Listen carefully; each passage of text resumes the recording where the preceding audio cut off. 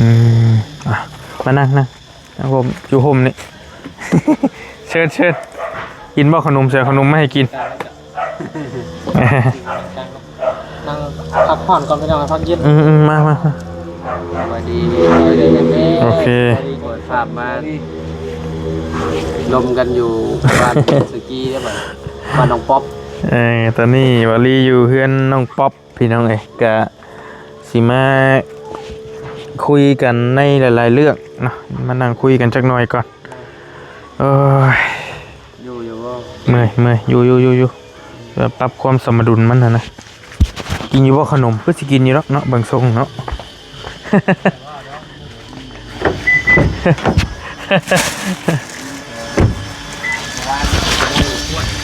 ฮะ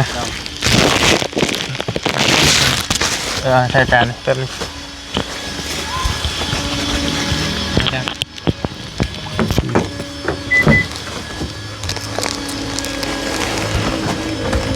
ขนมปังใส่ถั่วเขียวเย็นนะผมโอ้บัดถนน้ำห่มไม้ห่มตอกนี่แหละเห็นว่าเขาเจ้าปลูกเขื่อนเขาเจ้าจังบ่อยากบักต้นไม้บ้านสวนเนาะผมบอกเขาบอกกินขนมบ่โอเคดีแล้วใช่เขาก็ยังมาจากแบ่งให้เนาะหมูเบาแล้วแล้วไปเป็นยังเอาว่าเขาห้องน้ำก็เราแคบอยู่เนาะแซ่บอยู่ป่ะขนมนุ่มขนมเบียดอ่ะขนมเบียดครับมีโจรังฮะโอ้ยเขาถือตอนนั้นเด้กำลังหน่อยตอนนั้นเด้ไปทางหน่อยชนต่อว่ะแม่แต่เงี้ยๆจะจือเพราะขออนุญาตเด้อจะต้องไปเห็ดไหมเนาะปลายมันเนาะจะจีไหมเนาะ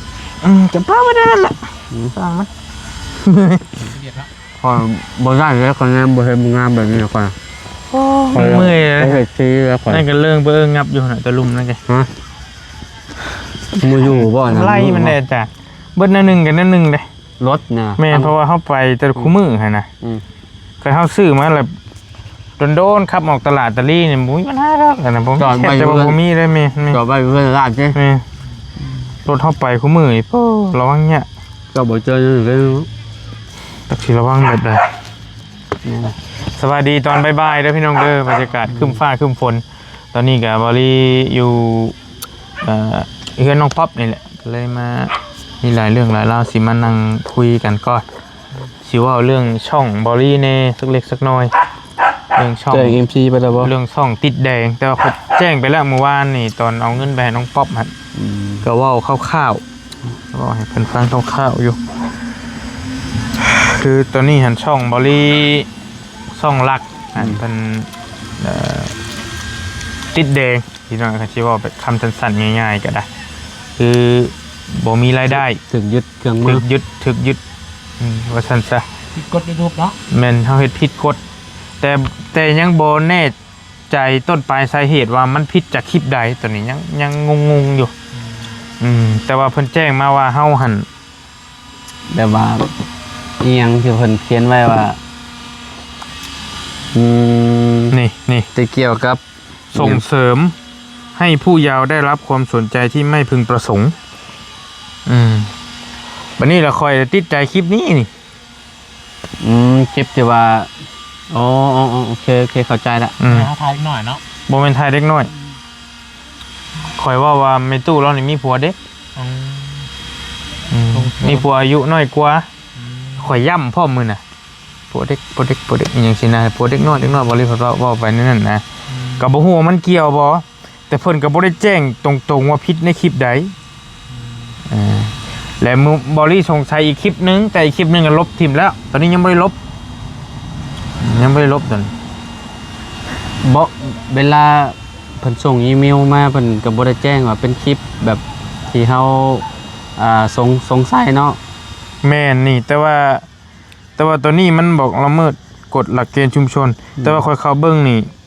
มันว่าเฮาลบแล้วแต่ว่ามันบอกอยู่ตัวนี้แต่ว่าค่อยรู้สึกว่าค่อยจำได้ว่าค่อยเฮ็ดผิดตอนน้องอีเด้และอันนี้มันยังบ่ได้หายไปใส่เด้ YouTube ไม่อนุญาตให้แสดงเนื้อหาที่เกี่ยวกับเยาวชนที่ทำกิจกรรมอันตราย ซึ่งมีความเสี่ยงต่อการบาดเจ็บทางร่างกายเอาตอนนั้นนะ ตอนนั้นถือผ้าเนาะ แม่นๆ ตะกี้เมื่อวานนี่ข่อยละอ่านข่อยนึกว่าเป็นนี่โบเมน โม อัน เม นี้ น โบ ต์ เมน นะ แต่รอบก่อนฮัทรอบที่ข่อยลงคลิปบ่ได้7มื้อน่ะ เพราะว่ามันเตือนมาช่วงที่ว่าผิดกฎชุมชนตอนนั้นเนาะมันยังบ่ได้หายไป ยังบ่ได้หายมันยังค้างอยู่ เพราะว่าแม่นๆแต่ว่ามั บ่ น ได้อยู่ในฮัทแม่นแต่ตัวนี้ ตัวละเมิด ตัวนี้ อันนี้ ตัวแด ตัว ง นี้ ๆตัวลุ่มมัน ตัวนี้มันยึดเครื่องมือไปหมดเลย แม่นพาร์ทเนอร์ แต่ว่ามันโปรแกรมพาร์ทเนอร์ YouTube นี่คือแบบกาแดงไปเลย กาแดง เขาว่าเนื้อหานี่น่ะสิส่งเสริมตัวนี้เนาะ ข่อยย่านตัวนี้ อืม เพราะ ส่ ว่าง เสริมให้ผู้เยาว์ได้รับความสนใจที่ไม่พึงประสงค์ ไม่พึง อืม อืม แม่นๆยันเยาวชน ข่อยย้าน ยัน ตัวนี้ เกี่ยวกับเยาวชน ย่านตัวนี้ เนาะ แล้วก็มีตัวหนึงคลิปย้ายหลานไปขายผักหันที่สงสัยนะแต่ลบทิมแล้วตัวนี้ยังบ่ได้ลบอันนี้แล้วไปถามเป็นหลายคนเขาก็แจ้งแน่นี่ว่าบ่ให้ลบแม่นบ่อาจารย์นี่ อืม เขาบอกว่าเจ้าบ่ให้ลบเด้แม่นบ่ถูกบ่ โปรดเลือกตัวเลือกนี้เฉพาะในกรณีที่ไม่ได้ล เด้อบ เลย คลิป อ้ายขนมมาเมื่อกี้นะ ตั้งแต่ช่อง บ่กินบ่ ของคนถูกระงับ คณะผู้ที่ทอง เออโอเคเอาให้แล้วนะ เพิ่นยังบ่ได้แจ้งอันนั้นมาเนาะหลังจากที่เฮายื่นอุทธรณ์ โดย ไปเนาะเพราะว่าเพิ่นสิตรวจสอบเนาะแม่นแล้วว่ะเพิ่นส่งอีเมลน่ะเพิ่นส่งอีเมลมาบอกน่ะแม่นว่ะอีเม แม่ ล น อะ แม่นแม่นแม่นบ่มีตัวนี้ มัน ตัวล่าสุดนั่นเด้ นี่เนาะ เพิ่นส่งมาแล้ว อืม เพิ่นว่ากำลังสิตรวจสอบให้อ่า ตรวจสอบก็คะแนนว่าผ่านก็สิจักสิจังใดอะไรพี่น้องเอ้ยคันว่ามันผ่านก็ว่าจะสิให้เริ่มต้นทำชั่วโมงใหม่ว่าจักเนาะคล้ายๆคือแบบสมมุติว่าผ่านแล้วมันก็สิให้เฮาอันร่วมเข้าเป็นโปรแกรมพาร์ทเนอร์ใหม่แบบนี้นะเนาะ กะยามัน คะแนนมันได้เนาะ อันนี้มันได้ คะแนนมันได้บ่มีปัญหาปานนั้นเนาะแล้วก็ขอให้ได้ ตัวนี้เลย ยังมี บ่เกี่ยวบ่ วันนี้ระบบ2ชั้นบ่เกี่ยวตัวนี้ อืม อันนี้ข้อยเคยคุยอยู่นี่กับคุณเน็ตนี่ อืม เคยอันกดชุมชนเด้ไอ้บ่แม่นคุยเรื่องเฮาจะฮู้แบบรายละเอียดอีหยังหั่นนะก็คือแบบติดต่อ YouTube เลยโดยตรงเลยนี่ คุยในนี่เลยบ่ แม่นมันสิมีแชทนั่นให้เฮาคุยต่างหากเด้อยู่หลังบ้านพุ่นแล้วเวลาเฮาสิคุยเฮาสิถามเพิ่นเฮาก็แชทไป มันมีเวลาของกระเจ้าอยู่ เวลา9:00 น 10:00 นอย่างนี้นะประมาณนี้นะเวลาของเมืองนอกเด้อันนี้มันบ่ได้แม่นคนได้กระเจ้าตั้งระบบอัตโนมัติ AI บ่นี่น่ะ กระเจ้าตั้งระบบอัตโนมัติแล้วก็มาตอบเฮานี่มาคุยกับเฮาก็รอคิวนะนี่ก็จึงคุยกันได้ เคยนึกว่าคนบ่เป็นคนบ่ AI กระเจ้าตั้งระบบอัตโนมัติไว้ แค่เป็น Google นี่นะเนาะ ไปสิ YouTube มันทั่วโลกอยู่แล้วเจ้าสิมีเวลาไปตอบมันคำถามมันก็มีแต่กระเจ้าตั้งระบบมันนี่เมียนเวลาคุยกับแบบบางทีเฮาคุยน่ะบ่ได้จะคุยเรื่องบ่ได้คุยกับเพิ่น แม่นๆๆ ช่วงค่อยคุยน่ะงงเลยงงแบบเดี๋ยวก็เจ้าก็เอาข้อมูลมาเด้อข้อมูลนั้นอันนี้มาช่วงช่องค่อยเข้าบ่ได้เด้ช่วงค่อยติดรหัสอัน2ชั้นเด้ค่อยใส่เบอร์ไทยเด้ค่อยรีเซ็ตเครื่องใหม่แล้วมันติดเบอร์โทรว่านี่ติดอยู่หั่นแล้วเบอร์โทรค่อยถิ่มหลายปีเลยมันมีแต่ให้เอาเบอร์โทรมายืนยันเด้อต้องหาหลักฐานมาหลายๆอย่างจึงได้ อันนี้ก็ซอยได้อยู่อันนี้ก็เจ้าตั้งเมียนก็โอเคนี่แรกก็ท่าเบิ่งมันนั่นน่ะนี่แต่รอให้กระเจ้าตรวจสอบว่ามันเฮาต้องไปแก้ไขตัวใดหั่นนะเนาะให้รอก่อนเมื่อวานนี่ยื่นอุทธรณ์ไปเมื่อวานนี่พี่น้องตอนประมาณ6 โมงเหรอเลย แม่น ประมาณนั้นเนาะ ย่ำฮอดขวบมันบ่บ่ ประมาณ6ฮอดขวบมาแล้ว24 ชั่วโมงแล้ว ประมาณนั้นแหละรอเบิ่ง เดี๋ยวขอขันกันแป๊บหนึงอันน่ะโดยแถวอยู่ทางเวอันห้านขายเครื่องก่อสร้างหั่นเด้อที่เฮาเคยซื้อประจำอยู่ตรงข้ามกับห้องพักน่ะแล้วเลี้ยวเข้าไปหั่นเลย ซื้อเข้าไปเรื่อยๆเอาหูปให้เขาเจ้าเบิ่งแล้วเขาเจ้าจักกี่ดอกเข้าไปประมาณ2หรือ3ลักนี่แหละซื้อเข้าไปเลยโดยเป็นบ่ตูนอยากไปตามเคสน้องคนนึงที่เขาถ่ายวันนี้มึงยิงบ่น้องเสือแดงๆนี่ก็แต่กระบาดอยู่บ้านห้วยหกเลยเป็นงานเลยก็บ้านห้วยหกแม่เราลงบ้านห้วยหกนี่น้องคนนี้ก็ถ่ายอยู่ทิมทางวานนี่ก็พอเมย์แยกทางกันเดี๋ยวขอตามเขาไปเพื่อนแล้วนี่ก็แต่กระบาดน้องคนอยู่ได้อยู่บ้านห้วยหอกทางเวอยู่ห้านขายอุปกรณ์ก่อสร้างเจ้าจิจักกี่ดอกซื้อเข้าไปเลยเข้าใจแล้วทีมงานห้องผู้ซื้อบอลยังบ่ค่อยมีแผลเข่ายังแต่ว่าบอวิลลี่เคยเข่าอยู่ถามแต่ก็ลายอยู่ได้อยู่หันก็ได้พี่น้องเพิ่นผู้ขาดเคนก็เคยเข้าไปผู้เดียววันนี้กับเฝ้านี่ว่างก็เข้าไปเบิ้งแล้วจังมึงของแล้วเนาะบาบนเนาะก็ประมาณนี้แหละเรื่องช่องก็ยังอยู่ระหว่างการดำเนินการแต่บอลลี่กับนอนแทบจะบ่รับเมื่อคืนนี้โอ้ไฟสินอนรับเนาะแบบว่าเมื่อยท่อแห้งเลยพี่น้องแต่ว่าเฮาก็เนาะหารายได้จากเนาะคือว่ามันช่วงนึงอ่ะมันปิดมันเตือนเธอนึงแล้วมันปิดเธอนึงแล้วช่องบอลลี่ถ้าพี่น้องจำได้ปิด7 มื้อบ่ให้ลงคลิป7 มื้อแล้ววันนี้แหละอันนี้คืออาจจะเป็นครั้งที่2นี่แม่นครั้งที่2มันบ่ได้ปิดแต่ว่ามันรายได้หายรายได้หายแต่ว่าลงวิดีโอได้ปกติลงวิดีโอได้ปกติอยู่พี่น้องแต่ว่ารายได้บอลลี่เนี่ยมันหายไปวุบแต่บ่ฮู้ว่ามันสิชำระให้บ่เดือนที่จะผ่านมานี้พอเฮาก็ตั้งแต่วันเริ่มตั้งแต่วันที่1มาจนถึงสิ้นเดือนแล้วนี่มีแต่รุ่นอันนั้นรุ่นในเอเซนเลยเอเซนวันที่8ที่9ที่10 11 12คันว่ารายได้ที่ว่าเจ้าเฮ็ดที่ผ่านมาว่ามันตกหายมันไปเข้าในเอเซนน่ะก็ถือว่าแบบเจ้าก็ได้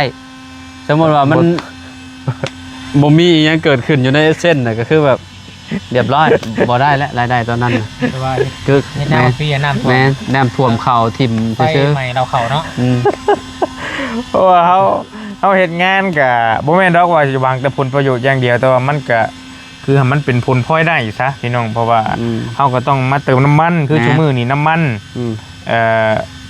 ไปช่วยเหลือเบื้องต้นพี่น้องนะครับมันก็คือพี่น้องฮู้นั่นแหละเราก็ใส่เงินตัวนั้นคือกันเนาะน้ำมันบอลี่เบิดหลายล้านได้ขึ้นมารอบนี้เติมเบิดหลายล้านให้เติมมาเนี่ยก็ล้านมือขึ้นมาล้าน6เติมมือก่อนหัน800,000ปลายเติมล่าสุดนี่ล้าน3วัดลายนะวัดลายแต่เก่ายังว่าล้านไปแต่เนาะคอมเมอร์เนี่ยบ่ได้ล้านนี่คือแบบสิได้อยู่ประมาณ20เท่าไหร่20 ลิตร20 ลิตร22เนาะ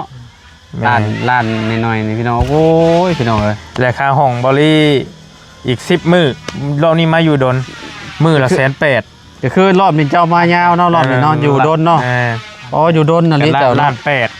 เกือบ 3,000 บาทน่ะค่าห้องเฉพาะค่าห้องก็ได้ค่ากินเฮาอีกค่าน้ำมันบ่ต้องว่าถึงนะหลายอย่างแล้ววันนี้แหละเฮาสะสมรายได้ที่ตั้งแต่ต้นมาจนปุ๊บบัดอยู่ๆมาหายไปฟึบนี่นะโอ้โหนี่ดอกจะว่าโอ้โหเนี่ยชิวาเลยจักเนี่ยชิวาคือแต่ยังดีถ้าว่ามีช่องที่ไล่อยู่ตอนเนี้ยที่ท่าอยู่ตอนเนี้ยยังได้อยู่อย่าไปเห็ดผิดกฎจะได้ไหมบูฮูกินอีกกระทายนิดหน่อยค่ะพริกตามไปส่งเขาเจ้าอยู่เพื่อนก็บาปนะฮิตได้แถบบุญย่างตากแดด3 คนต้องเด้งมาโบช่วยมาจักจั่วด้วยก็บาปเลยอาจารย์เว้นว่าต้องซื้อช่วยเจ้าน่ะเอายามันเลยวะเป็นอะไรก็เป็นเสี่ยงนะหูยั่วมันเสี่ยงแต่กระทายเขาเห็นแล้วก็จีเฮ็ดคือบ่เห็นแบบคือว่าจักนั่นแหละเพราะว่ามันบนหน้าสีเกี่ยวกันกับอันนั้นไปได้เด้เนาะแต่ยังบ่ฮู้คือกันว่าแนวใดนะแต่ว่าละมีแต่ถ้าเบิ่งผลที่ว่าเจ้าส่งมาให้อะไรทางอีเมลว่าเฮาเป็นหยังถึงปิดสร้างรายได้ช่องเฮาหั่นน่ะมันก็สิแจ้งมาในหันดอกว่าเจ้าเฮ็ดผิดกฎอันนั้นอันนี้เด้อเกี่ยวกับอันนี้มันก็ต้องมีแหละไปแล้วก็ตามเข้าไปเบิ่งใน YouTube หลายคนช่วงนี้ก็โดนไลน์นะโดนไลน์แล้วก็ บ่สามารถดึงกลับมาได้ หลายแฮงเห็นท่องซาวทิปนะก็ไปแล้วช่องนึงนั่นก็ ช่องนี้ได้นึงกันเลย แม่ช่อง200,000ก็ซับคนก็สิมาบัดก็ช่องลายอยู่ เราก็เห็ดจนเห็ดช่องสำรองแล้วนะครับเราเห็ดช่องสำรองแต่ว่าคล้ายๆมันไปเชื่อมโยงกับช่องอื่นบ่ช่องอื่นเฮ็ดผิดแล้วโยงมาหาเรา แม่น อันนั้นก็ได้ บางทีคนอื่นเห็ดผิดมันก็จะเชื่อมโยงมาหาเฮาแต่ได้ยินเราว่าเราไปเสื่อมมีอย่างสักอย่างเลยครับช่องพี่น้องเราบ่ที่ก็ไปฟังมาเด้อหลายอย่างอยู่หลายอย่าง บนอาจสิเป็นหยังเนาะเขาบ่ได้อันนั้นเนาะช่องสำรอง อันนี้ช่องสำรองบอลลี่ตัวนี้แต่ความหมายว่าถ่ายตัวนี้เป็กก็เป็นเรียบร้อยเลยนะสมมุติว่าช่องคอยได้มันดึงเอเซนช่องใหญ่มาใช้ตัวนี้เลยได้บ่สมมุติช่องใหญ่บ่ได้ฮะนะแม้นมันก็สิดึงช่องใหญ่จะมาใส่เส้นตัวนี้คอยเชื่อมกับช่องใหญ่อยู่ตัวแม้นเพราะว่าเจ้าเชื่อมกันได้เส้นแต่ว่าเฮาดึงจากตัวใหญ่มาใช้ตัวน้อยได้บ่ได้สิเป็นยังดึงเส้นออกมาได้สมมุติว่าตัวใหญ่มันบ่ได้เลยได้ก็ดึงก็เป็นอีเมลเดียวกันที่ว่าเจ้าสร้างเส้นมองหับเงินกันนั่นแหละมันก็เป็นอีเมลตัวนั้นก็แม่นแหละเจ้าก็ดึงเอาอีเมลตัวนั้นมาใส่ตัวนี้ก็ได้จะเป็นยังเอามาดึงเส้นมาไว้เบิ่งเด้จะดึงเม่นอยู่แล้วว่าเส้นดึงไว้อยู่ความหมายเราก็บ่ค่อยอยากฮู้ปานใดนะเส้นมันยังเคี้ยวอยู่แสดงว่ายังมีรุ่นอยู่แค่นี้เส้นก็ถูกปิดไปก็ช่องนี้น่ะช่องสำรองนี่ก็เรียบร้อยเลยสิบ่มีรายได้ยังเลยนั่นแหละกันยังอันนี้เส้นมันยังแบบว่าเขียวอยู่มันยังเคี้ยวอยู่เด้มันยังบ่ได้พิษเด้มันยังบ่ได้พิษเส้นยังได้อยู่ก็ได้เส้นตัวนี้ก็พิษตัวนั้นก็พิษเรียบร้อยเลยซองบ่มีหยังเกิดขึ้นเลยสมมุติเส้นตัวใหญ่พิษเลยตัวนี้เฮาสามารถดึงเอาเส้นคนอื่นมาได้เนาะแม่นเจ้าจะเปลี่ยนเสื่อมเส้นคนอื่นก็ได้ตอนนี้ซองสำรองเจ้านี่เจ้าจะเพื่อความมั่นคงแม่นเจ้าสิเอาไปเปลี่ยนใส่ของเมียเจ้าก็ได้คันว่าของเจ้าของเมียเจ้ามีเส้นนะได้เอาไปเสื่อมได้เลยบัดเจ้าได้เงินบัดเจ้าเวลาเพิ่นจ่ายเงินยังแล้วเรียบร้อยแล้วเจ้าก็เปลี่ยนเลยจ่ายเงินปุ๊บแล้วก็เอาไปดึงใส่ตัวนั้นไปเปลี่ยนใส่ช่องใหม่เลยเส้นตัวใหม่อยากเอาลาวหรือไทยก็ได้แล้วแต่เจ้าเบิ่งตัวจริงก็เพราะว่าเงินมันยังไม่ทันได้ตกลงเด้ยังค้างอยู่ขนาดตอนนี้กับปลาไปก่อนบ่เป็นยังตอนนี้มีแต่รอเอาเงินน่ะรอเงินแล้วแต่ช่องน้อยวารียังได้อยู่พี่น้องแต่ว่ารายได้นะมันสิน้อยกว่าช่องใหญ่อยู่แล้วน้อยก็เป็นช่อง3 เท่าโตเจ้ากับไปเบิ่งของในบ้านมีของไผของไทยกับลุงเฮิมของลุงเฮิมในลุงเฮิมบ่เตียงนี่มีทั้งไทยทั้งลาวแม่นบ่เตียงแล้วก็เจ้าก็ไทยแม่นบ่แม่นไทยลุงเฮิมก็ได้ไทยคือกันลุงเฮิมก็มีอยู่หลายหม่องช่องหลายหม่องเชื่อมน่ะได้อยู่เกี่ยวยาแล้วได้จังว่ากันตอนนั้นเพราะอะไรให้เครียดพี่น้องเอาว่าเรื่องที่ดินแล้วก่อนซะวันนี้เนี่ยมาต่อเรื่องอันนี้น้อยนึง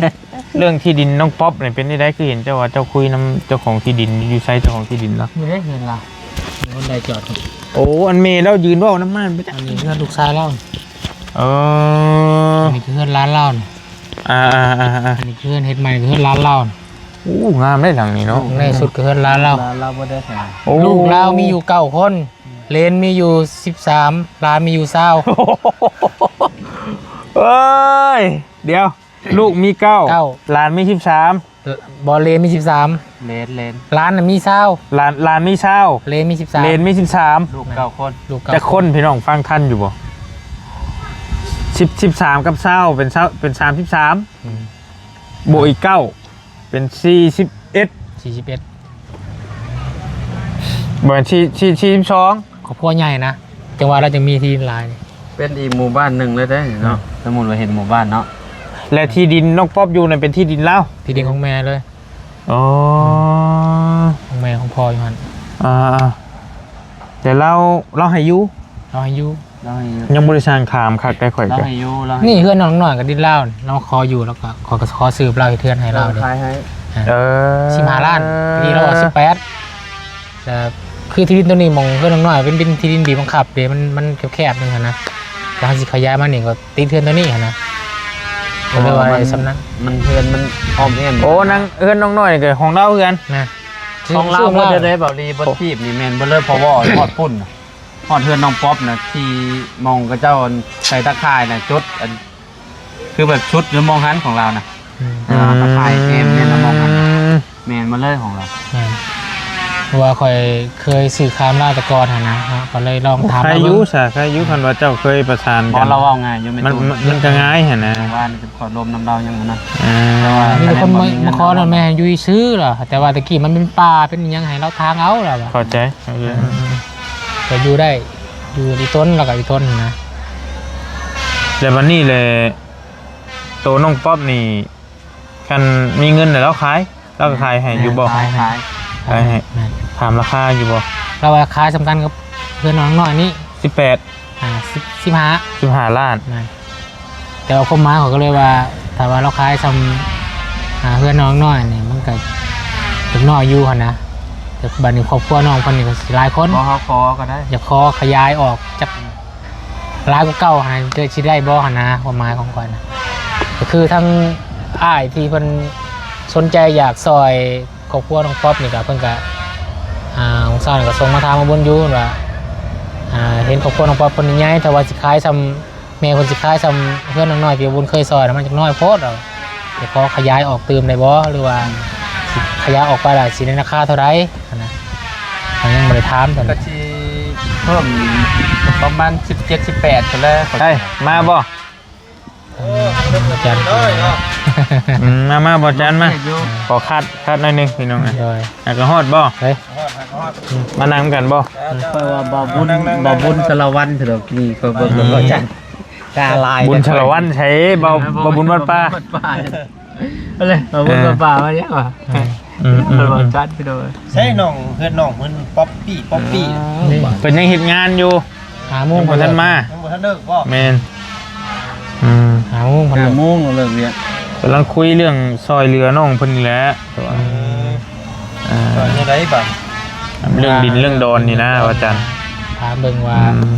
คนสุดท้ายเท่าใดแล้วก็กว้างเท่าใดหั่นนะแต่ว่าที่ซื้อนะพี่น้อง แม่น มีผู้ใหญ่คนที่ซอยก็เลยอยากถามให้ FC ได้ทราบแล้วฮู้นำกันเนาะ แม่นเพราะว่าทางบอลลี่ก็บ่ทันมีหยังดอกมีแต่เงินล้านนึงมอบให้เพิ่นวานนี่เพิ่นให้มอบให้แต่ว่าตอนนี้หันเป็นถือว่าเป็นเคสโนนึงเลยก็ว่าได้นะเพิ่นที่ FC กำลังให้ความสนใจแล้วก็สงสารหลายแฮงก็เลยว่ายังมาถามเบิ่งว่าเพิ่นเป็นไปเป็นมาแนวใดหันนะเรื่องดินเรื่องดอนก็ยังบ่ได้ถามน้องเพิ่นคักแต่ว่าเห็นบ่บุญถามเรื่องที่ดินเจ้าของที่ดินนี่ก็เลยว่ายังมาถามเบิ่งคร่าวๆ คือบ่วุ่น ประ นี่ มาณใดหันนะ ถามเรื่องดินนี่ยังบ่ได้บอกตัวเจ้าของคนใด เขาถามคร่าวๆ แม่นถามลี่ถามนะเพราะว่าสิไปถามยันให้น้องเพิ่นได้ยินแหละยันน้องเพิ่นน่ะมีความหวังว่า ให้ความหวัง ถ้าโชว่าน้องเพิ่นพูดแล้วทั้งเฮาบ่ บ่มีเงินซอย ช่วยเหลือแบบน้องเพิ่นสิ ก็แม่เข้าใจ น้องเพิ่นสิเสียใจเลยว่า ตาม เดี๋ยว คร่าวๆเบิ่งก่อน มันก็ลองถามข่าวให้ FC ได้รับได้ฮู้นำกันนะว่าเผื่อมีคนจากซอยลาว นั่นก็ดีแล้วเพราะว่าบ่มีหยังผิดหยังถูกหรอกเพราะว่า FC ตอนนี้หันลายแฮงเนาะลายค่อนข้างลายอะไรก็สงสารนะอยากให้ซอยน้องเพิ่นยังไงก็15 ล้านเนาะเพิ่นเราจะขายเนาะ 5ล้าน แต่ว่าดินนี่จักเพื่อนน้องน้อยก็หอมเด้บ่ทำเพื่อนน้องน้อยเนาะ ประมาณ15คูณ15นะกว้างความกว้างนี่ทั้งหน้าบ้านนี่11แต่ข้างหลังก็ต้น14วางข้าง15มัน มันเป็นดินแบบบีบบังคับได้มอง ดินเสลียง แบบมันมีตัวเฮือนฟัง แต่ว่าดินน้องป๊อปนี่กว้างเลยนี่ เอาหม่องเฮือนเราเลยบ่ มองเฮือนรอด เอามองกระตูบมันน่ะเด้ยับขึ้นไปทางนั้นก็ได้แม่มันสิขายเป็นขายได้เบิด มองประตูมองขึ้นครัวแล้วคากันมันนูนหันนะ แม่นเลย เราขายให้ได้เบิดแล้วว่ะ เอาขอคาดก่อนแป๊บนึงเบาอันนี้ให้เราไปเยี่ยมน้องอันนั้นก็ได้ไอ้บอจันพี่คำอะไรนี่ก็ได้ เดินทางที่มันนี่ แม่นข่อยว่าสิลงละลายมือละกลับบ้านละ 10 มื้อแล้วบ่ 10 คืน 10 คืน 10 คืนเลย ยาวเนาะ เดือมายาวหรอมายาวพอสมควรอยู่ลูกจนเมื่อยถามหาเลยพ่อผมมากเถื่อดีเลยเด็กน้อยกับเจ้าถามตลอดเลย ว่าเตียงหากระลงเล่าใต้คืนนี่เด็กก็เลยสิกลับไปเปลี่ยนกันแล้วเนี่ยเปลี่ยนตุ้มเมย์พอดีบังเอิญว่าบ่เตียงเพิ่นก็เห็นว่าบอลี่พอมีงานทั้งนี้เพิ่นก็ว่าจังให้อยู่ช่วยเหลือเต็มที่แล้วอยู่หลายมื้อก่อนก็ได้แหละจังเปลี่ยนกันก็เลยได้คุยกันแล้วบัดนี้ก็เลยว่าบอลี่อยู่โดนเติบแล้วก็เลยว่าสิเมื่อเปลี่ยนบ่เตียงมันสิพาตุ้มเมย์ไปถามไทยคือเก่าแหละไปฟอกไตนั่นแหละเปลี่ยนเวรกันนะอะไรก็ได้ นี่แหละก็ประมาณนี้แหละเนาะสิเรื่องที่ดินกัน คร่าวๆเนาะเอาคร่าวๆประมาณนี้ คือ ก่อน ว่าFC เนาะเพื่อกระทำเขามาว่าประบุญเพิ่นสิทางผู้ใหญ่ทางบุญเพิ่นสิซอยแท้บ่จักเปอร์เซ็นต์นะทางบุญก็ทั้งอ้ายเพิ่นเอาเพิ่นสิซอยแท้บอกกับบุญเนี่ยนะ ลม แต่เพิ่นก็จะได้ข้อมูลที่ชัดเจนเนาะแบบละเอียดกิ๊บเลยนะเราจะได้หั่นนะแล้วบุญก็พยายามทายแล้วก็พยายามถามทุกสิ่งทุกอย่างในเจ้าของดินเพิ่นฮู้นำกันนะก็เลยว่าจากกันนี้เพิ่นว่าแต่ว่าบุญว่าให้ความมั่นใจสำได้จับอ้ายเพิ่นกับบุญก็ยังบ่ฟ้าวให้ 100% ได้พี่น้องเนาะ ถ้าว่า 100% นี่เพราะว่าบ่แม่นหยังดอกเฮาก็ยังนึงเราก็ยังบ่ได้ตกลงว่าสิโอนเงินโอนคำมาซอยเต็มที่หั่นนะอันนี้เพิ่นก็อยากมีแต่ว่าอยากซอยน้องป๊อปหั่นนะแต่ก็อยากผู้การผู้พังซอยเรือของน้องมันเป็นแบบใดหั่นนะเป็นผู้รายละเอียดนะบ่ดีก็เลยสิพยายามหาข้อมูลที่มันละเอียดกิ๊บให้ได้แหละ เพราะว่ามันก็คนเฮามันก็มีการเปลี่ยนใจได้อย่างได้หลายอย่างก็เข้าใจตอนนี้ก็บ่ว่ากันเกิดมีคือความจำเป็นทั้งอื่นไปกับไปทั้งอื่นก่อนก็มีนะเรื่องการ คนก็บอกกับบุญอยู่ว่าน้องไม่ต้องเชื่อพี่ 100% ก็ได้นะ แต่พี่เรื่องช่วยพี่ช่วยว่ะแต่พี่อยากรู้ข้อมูล ก็แม่นก็บ่มีปัญหาแล้วเพราะว่าหลายคนก็เพิ่นอยากฮู้อยู่แล้วเรื่องน้องป๊อปนี่สำหรับช่องเบาลี่นี่ก็ค่อนข้างลวงลายพอสมควรแล้วก็มีแต่สิฝากให้ทีมงานนั่นแหละประสานต่อพอเบาลี่สิกลับบ้านแล้วให้ทีมงานเบิ่งแยงน้องเพิ่นต่อไปเพราะเคสนี้ก็มาจากบาบุญนั่นแหละบาบุญเป็นคนแนะนำมาแล้วเบาลี่ก็มาถ่ายเดือนปลายแล้วพี่น้องคลิปแรกอยู่บ้านน้องนั่นก็เลยทิ้งช่วงไปเป็นเดือนแหละแล้วมีอ้ายเพิ่นเนี่ยส่งมาว่า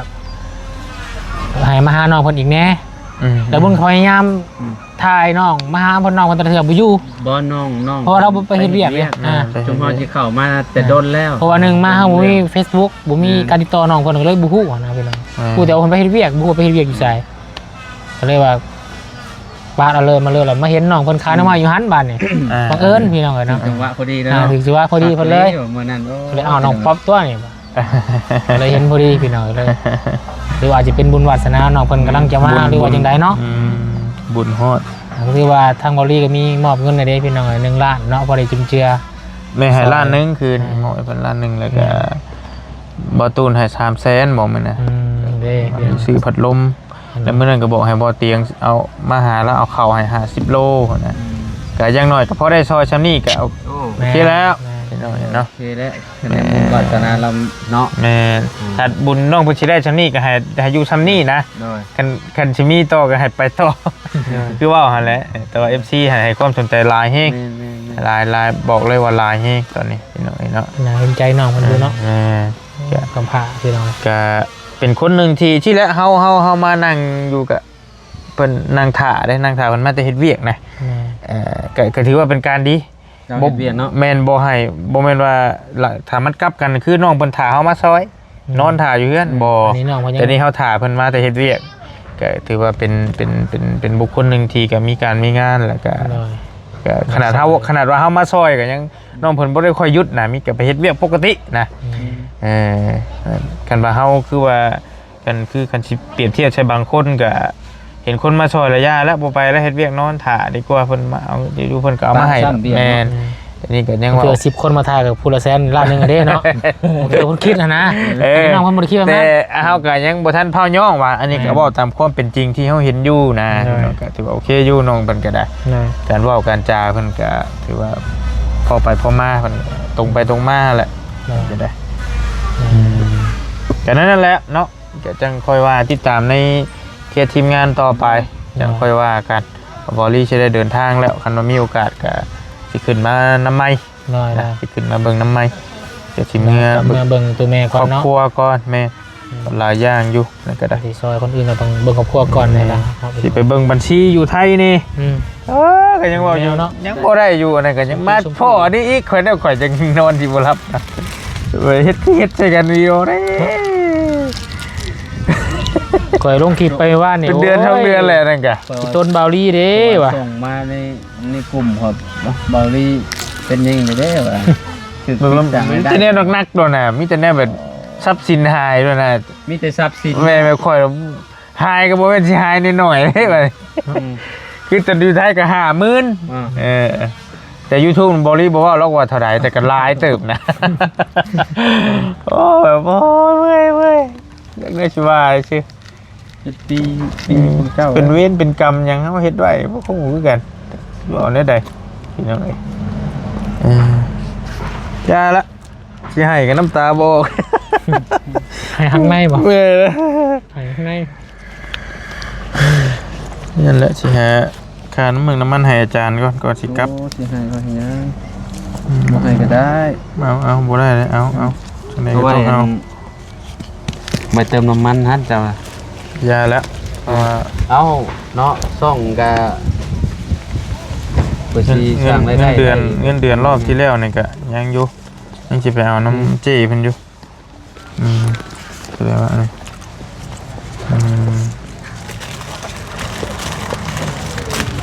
จานน้ำเจ้เพิ่นก็ได้อยู่ดอกช่วยกันนี่แหละเป็นไง โอ้ยบ่ให้ก็ได้แล้วโอ๊ย นี่จะหาเจ้าหาตลอดใช่ไหมมีเนี่ยมีอย่างก็ได้โอเคปันกันบาลีก็แบ่งให้ตลอดแหละให้อาจารย์เพื่อนน้องเอง จะยอมรับเราอยู่ ถึงว่ามีปัญหาบ่มีก็แบ่งให้อาจจะบ่หลายแต่ว่าพอได้ช่วยเติมน้ำมันนี่แหละอ่ะ ก็อาจจะเป็นเงินบ่รวมบ่หลายแต่ว่าพอได้จุนเจือกันนี่แหละช่วยกันไปคิดได้เลยขอบใจหลายๆจังไดก็ช่วยแก้ ต้องไงมันคืนมาเด้ เมื่อยบ่ได้โทษแฮงเลย ยังมันเป็นแล้วเนาะ เป็นยอมครับเมื่อยอีหลีจังได๋สิว่าเด้อ การนี่แหละก็เบิ่งไปนำกันและก็แก้ไปนำกันเนาะว่ามันสิมาในรูปแบบใดหั่นนะ ใช้เวลาเนี่ยเนาะ เราต้องเบิ่งก่อนว่าเจ้าต้องไปลบคลิปบ่ต้องไปแก้ตัวนี้บ่ตอนนี้เฮายังบ่ฮู้ผลอันนั้นก่อนเนาะรอผลตรวจก่อนนะว่ายังไงก็ได้ ตรวจเลือดบ่ แม่นคนส่งมาปึ๊บก็เจ้าผิดแบบนี้เด้อจะต้องไปแก้ไปจัง10กว่ามื้อหรือว่าเดือนหนึงยื่นอุทธรณ์ไปจังว่ากันอีกนะเนาะเมื่อวานยื่นอุทธรณ์ได้ แต่มันก็ยังขึ้นให้ยื่นอยู่เด้ นี่นะ หมอเฮาส่งแบบ ก็คงหมายว่าเขาส่งแต่ว่าในเพิ่นเขียนบอกนะว่า19เนาะ19เดือนนะเนาะ แม่นแต่ว่าเฮาส่งก่อนก็บ่เป็นหยังเฮาส่งได้เด้ส่ง เพิ่นมีให้ส่งอยู่เนาะ แม่นนอกจากว่าเฮาส่งไปแล้วมันต้องรอเดือนหน้าเด้อ แต่ว่านี่ส่งได้แล้ว ส่งได้แล้วมันส่งอีเมลมาเลยเด้ส่งมาบอกว่าเฮากำลังตรวจสอบช่องเจ้าอยู่ แม่และคันย่างบ่ได้อีหลีนั่นตามที่บริพอฮู้มันเขาเจ้าว่า3เดือน90วัน แม่น90วันแหละก็คือ เขาร่วมไหม เขาร่วมพาร์ทเนอร์เป็นพาร์ทเนอร์ไหมก็คือคลิปน่ะเจ้าต้องไป ลบเบิด หาลบเบิดเลยได้เดี๋ยวว่าอันคลิปที่เฮาบ่ฮู้นะเฮาบ่ฮู้ว่าเป็นต้นใดที่ว่ามันผิดกฎกันแท้ฮะนะ นั่นแหละ เขาก็ต้องไปโละล่างใหม่เบิดเลยฮะนะเขาก็มาทำเวลาใหม่แล้วก็เข้าร่วมเป็นพาร์ทเนอร์ใหม่เพราะว่าไปเฮ็ดซ้ำรองอีกน่าสิดีกว่าเขาอะเนาะ เอาไปลบคลิปนะฮะเอาไว้เป็นความทรงจำดีกว่าตัวนี้นะ บัตรผู้ที่ตามเนาะบ่บุญ ติดตาม 300,000 แต่ว่าคลิปน่ะ 4,000 กว่าคลิป นั่นแหละเจ้าจะไปลบถิ่มมันก็ แต่ความหมายว่าตามข่อยพ่อฮู้มานี่แบบถ้าเฮาฮู้ว่าตัวใดผิดเดี๋ยวเฮาลบทิ้งแม่นบ่ แม่น แต่วันนี้ประเด็นเฮาบ่ฮู้ว่าคลิปใด แม่น ก็เลยว่าหลายคนก็บอกว่ากวดทิ้งเบิดเลยคลิปน่ะเบิดเลย 4,000 คลิปน่ะตั้งแต่ต้นน่ะ แม่น เริ่มลงคลิปไหมบัดนี้ นับหนึ่งมาเนาะ นับหนึ่งใหม่แต่ว่าผู้ที่ตามเฮายังอยู่เด้ แม่น เฮาเอาตัวนั้น FC เฮายังอยู่ แต่ว่าถามว่าเจ็บบ่เจ็บเนี่ยแหละคลิปโอ้จักคลิปหยังคลิปยาแบบคลิปที่คุณดีๆคุณภาพที่เขาถ่ายมา มีความทรงจำอยาก โอ้ เก็บไว้ หลายอย่าง ตั้งแต่เฮารีเริ่มเฮ็ดเนาะ ป3-4 ปีแล้วนี่ 3-4 ปีพี่น้องเอ้ยเนาะ กะยาแล้วจะเบาหลายให้ยาวอยู่ดีมีเฮงเด้อขอมุขอบใจหลายๆบ่บุญบ่อาจารย์ที่มานั่งคุยกัน เนาะ กะยามันแหละให้จะได้ก็ให้มันผ่านไปพี่น้องแล้วก็ฝากน้องป๊อปน้ำนี่น้องเพิ่นก็กำลังสิได้การช่วยเหลือนะได้กันยังได้บ่หลายตอนนี้ก็แต่ว่าก็อยากให้ได้ถึงฟังถึงฝันคือบ้านคือเมืองหมู่คือเขตที่เฮาซอยมาหั่นแหละแม่เนาะฝากน้องเพิ่นแน่อยู่ดีมีเฮงพี่น้อง โดยโอเค สบายดีเด้อใจละลาย เบิ่งน้องคนไหนพี่น้องติดตามเบิ่งนำกันเด้อ ขอบใจ เดี๋ยวถึงแก้กัน